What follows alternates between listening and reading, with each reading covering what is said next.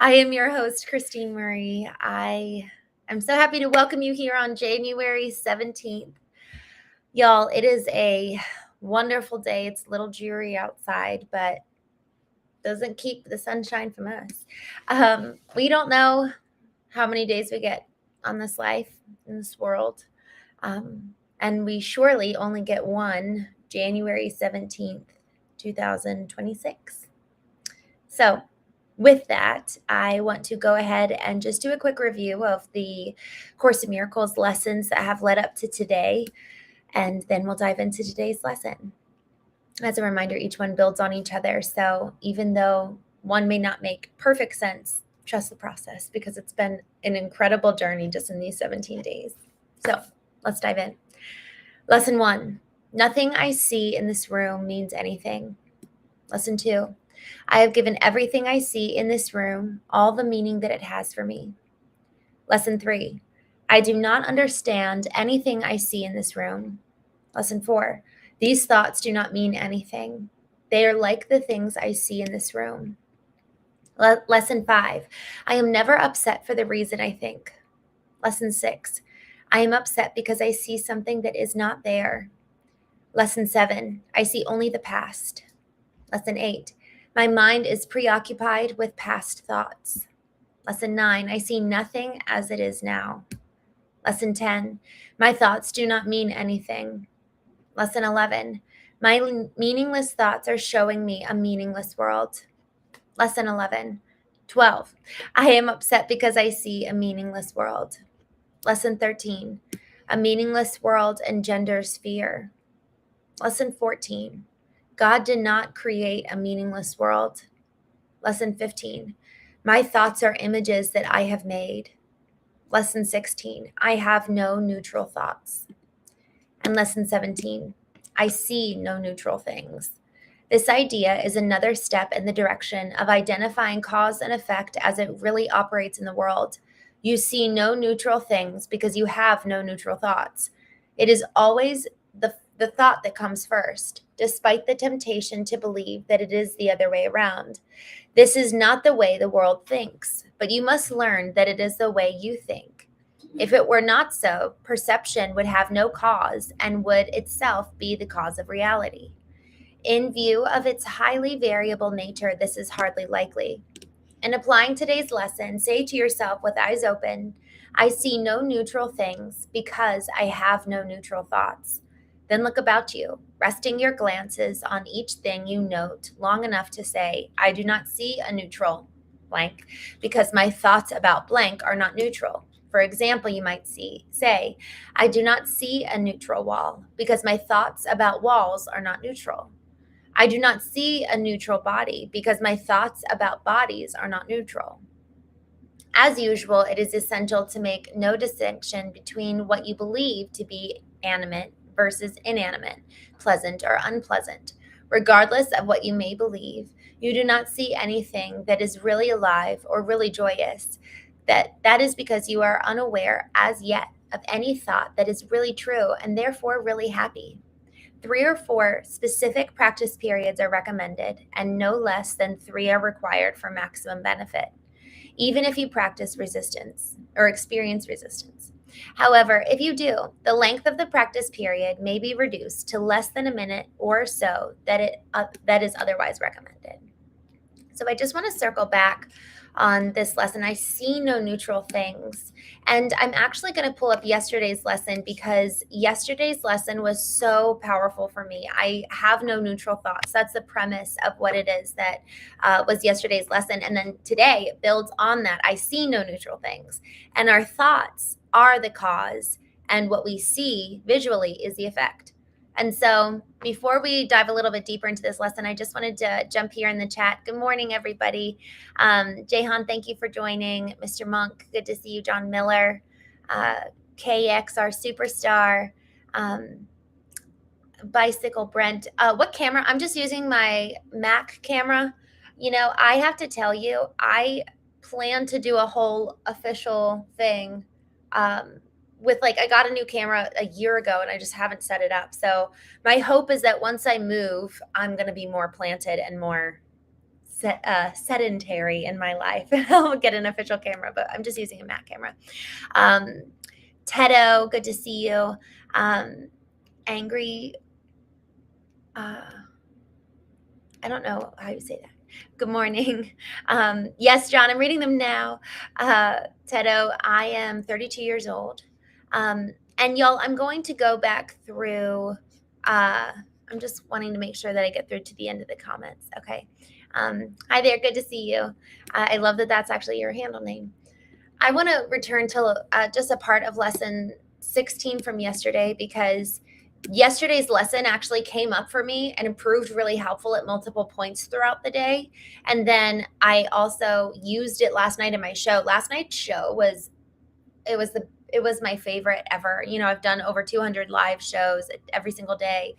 And yesterday we were talking a lot about grief, and we were all very much so entering into the moment of just honestly each other's pain. And it felt kind of sacred. It felt like just this place where we were all just sharing and being really open. And even when some people got on at first and maybe started off kind of being like laughing or being goofy, and then settled into almost the sobriety that pain causes. You know, life is really, really hard on multiple levels.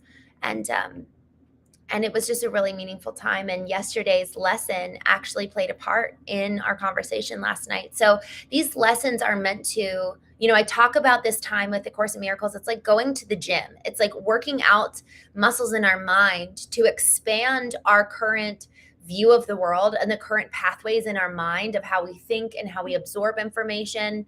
Not just how we absorb, not just the inputs, but also the outputs. Our brain is like the information processing system. And our soul is too. All of the inputs that come in cognitively, emotionally, we then process, and that informs who we are and how we live in the output. And so it's effectively this time this morning is like reworking some of that information processing, so that when our inputs come in, we actually have a new way to process what we receive, so that our outputs are then new. So this is a really special time together to do this work. So lesson 16, I just wanted to come back here. I have no neutral thoughts. So this is yesterday. The idea for today is a beginning step in dispelling the belief that your thoughts have no effect. Everything you see is the result of your thoughts. There is no exception to this fact. Thoughts are not big or little, powerful or weak. They are merely true or false. Those that are true create their own likeness, and those that are false make theirs. There is no more self-contradictory concept than that of idle thoughts. What gives rise to the perception of a whole world can hardly be called idle. Every thought you have contributes to the truth or to illusion. Either it extends the truth or multiplies illusion. You can indeed multiply nothing, but you cannot extend it by doing so. So this is, and let me just continue on to this next section because it was so good yesterday. My gosh. Besides, you're recognizing that thoughts are never idle. Salvation requires that you also recognize that every thought you have either brings peace or war, either love or fear. A neutral result is impossible because a neutral thought is impossible. There is such a temptation to dismiss fear thoughts as unimportant, trivial, and not worth bothering about, that it is essential you recognize them all as equally destructive, but equally unreal. We will practice this idea in many forms. So the reason why I wanted to bring that up is because this morning, part of our lesson, I see no neutral things, actually includes yesterday's. It says, I see no neutral things because I have no neutral thoughts. And the exercise itself is we're supposed to literally look at something and see something and recognize the thought that's associated with the thing, and just recognize, I do not see a neutral lipstick because I have no neutral thoughts. And it's just really, really, or no, I'm sorry. It's, I do not see a neutral lipstick because my thoughts about the lipstick are not neutral. So I actually have thoughts associated with this. I really like lipstick, and I really like my AirPods, and whatever it is that I see, I actually have a thought and a subsequent emotion associated with whatever we see. And so the very first part of emotional intelligence. The definition is to become aware of, and then you move on into understanding, and then you move on into expression and conveying one's own emotions. But we have to first become aware. So much of this is actually pulling those thoughts that we have about everything, even this lamp that's sitting here in front of me. How often would I become aware of a lamp? It's just like literally these things in our life that we see fade into the background. Trees, even beautiful flowers, even our family. Everyone becomes normal, and it becomes a habitual practice to see these things in our lives. And the goal is to actually take a moment and pause and recognize and really see, oh my gosh, y'all, there's this moment in a play I was in high school. It was called Our Town. I think it's Oscar Wilde or someone, maybe it wasn't Oscar Wilde. There's this moment where the woman Emily, she's the leading lady of the play, and she grows up in her home, and the play progresses throughout her girlhood into adulthood. And when she's about 30, she actually passes away in childbirth.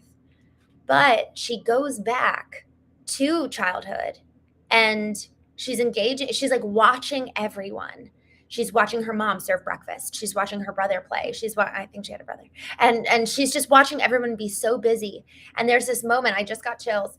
There's this moment where she just looks at her mother and she says, "Look at me." Like she's trying to make eye contact with her mother. And there's just this desperation in her voice because she's in the future. She knows the brevity of life. And so she's coming in with this emphasis and importance and value on the present moment. And she's like trying to get her mother to look at her. And she's like, "Look at me." And that moment in the play has like lived on with me up until today, because how much do we actually look at each other and notice the lines in each other's face as we're getting older and see, is there a new freckle, a new beauty mark, like those little tiny things about each other that frankly we just never observe. When's the last time you actually looked into someone's eyes that you really love and just looked and like was curious and just so full of love towards them? We're so busy, and so often we're also like this. And so this is just our morning reminder. We see no neutral things. We have a thought and emotion associated with them, but this is also our call to remember that we get the choice to see, to be aware, to actually pull into consciousness these thoughts and what we see, like literally bringing consciousness, like waking up and living like fully alive. And that's really the goal, is to live, according to one of my very favorite song lyrics, to live this one wild life and to rip it apart, like live it and rip it, like engaging with life in a visceral way. And it's so beautiful that we get the opportunity to live. Last night, we were talking about just all these moments of people experiencing death in a really, really real way. I shared about my brother-in-law being killed and, my 3-week-old baby girl niece growing up without a daddy. And one gentleman shared about his girlfriend who overdosed, and another person shared about even their dog. And they were just like, it ripped my heart out. It was my best friend. And then even last night when I got off the show, I saw on Facebook that someone else had lost their dog, and they're just like, I cannot get over this grief. Like there's just so much devastation. Like their heart was wrapped up in this person or animal. And when your heart's like ripped out of your body, what do you do? And so if you're asking some of those questions, we talked a lot about that last night on the show. I think the title is "What If Your Experience Is Your Qualification?" I think that was the title for it. And this is our fresh start today, to not waste a moment, to love on those animals and those people in our lives, even if they're driving us crazy. Because would I rather live with you, even in this moment of conflict, or even in this moment of argument or separation even, or would I rather live without you, like truly without you? And sometimes that's a really good reminder, of just how good we have it. I just felt like I was in vertical alignment last year around this time, or around October actually. And I just felt like God told me gratitude is the antidote. It really, really is. It takes our pain, or it takes our grievances, our frustration, our anger, and all of a sudden it's like it flips the coin. The frustration and anger are still there. They actually need to be dealt with. But in flipping the coin, we're like, oh, and I'm actually really grateful for you. And so I just want to take a quick moment just to check in here on the chat, and say, hey guys, thank you, thank you for joining. I'm sorry that I haven't been paying attention to the chat. John Wayne, I love that. I love that name. The man of tungsten. You are entitled to your own perspective. I completely agree. It looks like you guys are having a conversation there. John Miller, good to see you. Thank you, Soul Searching. Thank you for joining. I really appreciate it. Y'all, I'm so grateful for these conversations, because the reminder to live awake is something that I need every day. I need that. And so I'm just grateful that you all are here and joined, and I hope that all of us live today more aware of the people in our lives that really hold meaning for us, and that we live more awake with more intention than we did from before we started this conversation. So with that, thank you all so much for joining, and I will see you tonight on The Knowing Show, and I'll talk to you then. Good night, or good morning. Have a good day. I'll see you tonight. Bye.